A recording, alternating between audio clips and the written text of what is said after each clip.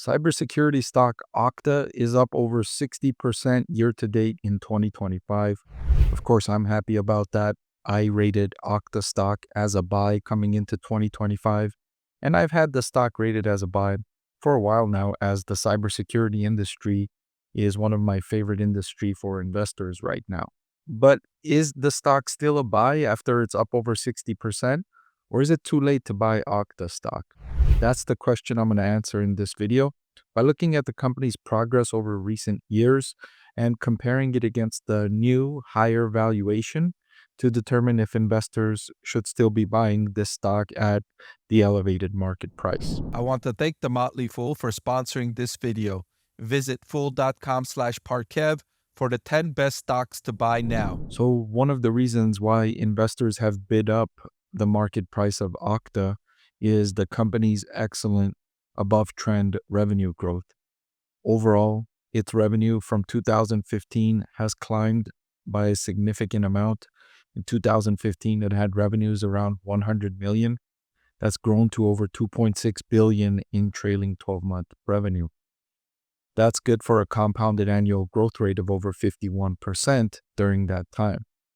Now, I don't expect Okta to repeat that level of growth over the next decade, but even if its growth rate decreases or declines by half in that time, in other words, if it increases revenue at a compound annual growth rate at 25% over the next decade, that would be great for shareholders. That would deliver, in my opinion, great returns for shareholders in that time.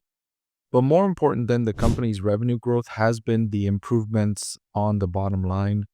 One of the metrics I've been watching closely is the improvement in cash flow from operations, which soared from around 100 million over the previous 3 years up to over 800 million in the most recent trailing 12-month period. So it's utilized the revenue growth, turning it into cash flow expansion. And the cybersecurity industry is, I wouldn't call it an asset-light business model. It's not like those that I call that by that name. That I refer to companies like Airbnb, Uber, eBay, companies that are primarily concentrated on the platform business model where they don't own any inventory. They bring together buyers and sellers and make a fee for every transaction. That, in my opinion, is what I define as an asset-light business model. But Okta is not what I would call a capital-intensive business either. It's not a type of business like semiconductor manufacturing company or a car manufacturing company that requires heavy investments that need to be updated and maintained regularly, which eats into investor profits because that's always needing to go back into the business. And you're never sure if that next round of capital investment brings forth that kind of return as previous investments made.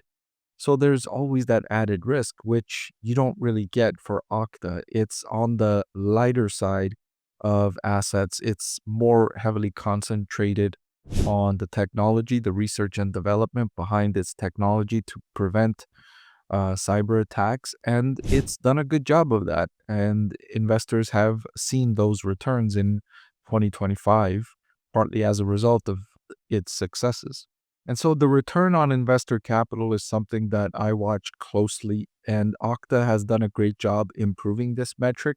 While the absolute number is still low, it's at 0% in the most recent update, but it's improved significantly from 2017 when it was negative 56%, when it was still in its early growth stages, right? It's still investing in the technology, investing in the research and development, adding people before the business grows large enough where the revenue offsets that personnel cost.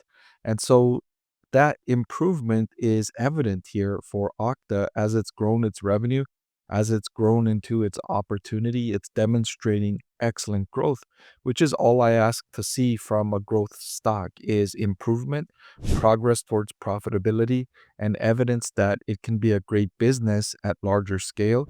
And I've definitely seen that with Okta, which is why I've had the stock rated as a buy for 2025.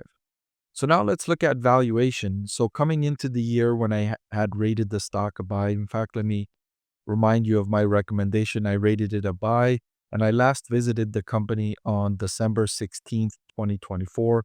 That was my recommendation for 2025. And so since I last visited the company, the forward price to earnings valuation has increased. In December, it was trading at a forward PE of around 28, and it's now trading at a forward PE of around 39. So a larger forward PE ratio.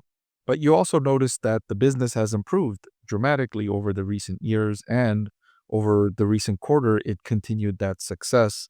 The company's performance across those critical metrics I highlighted earlier has been solid to excellent in the fiscal year to date so far. The information we've gotten so far has been positive for cybersecurity industry overall and Okta specifically. My proprietary discounted cash flow calculation for Okta has the business rated or valued at $128 per share today.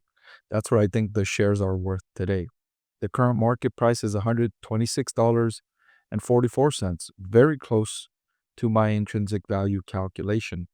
So I would say this stock looks fairly valued, both on my discounted cash flow calculation and on a forward price to earnings basis.